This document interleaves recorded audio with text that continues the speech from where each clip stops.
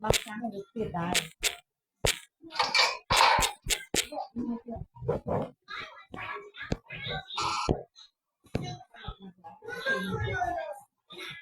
chưa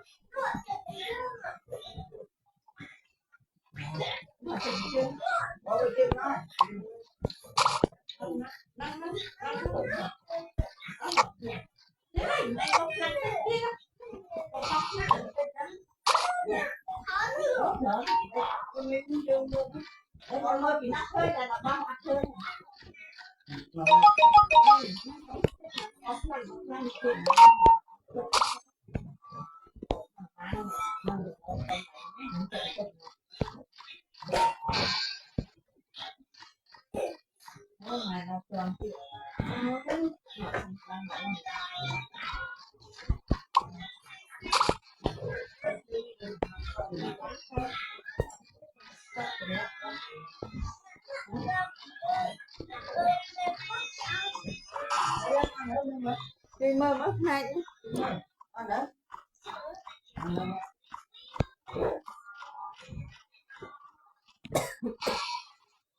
ai bên tay nó lấy chân ai bên à tẹo không à lại coi tẹo nó tẹo nó tẹo nó tẹo nó lai tan đi mất lai tan đi tẹo chưa mà mặt thôi lai tan nhỉ sao tẹo chưa mà nó chỉ gọi chưa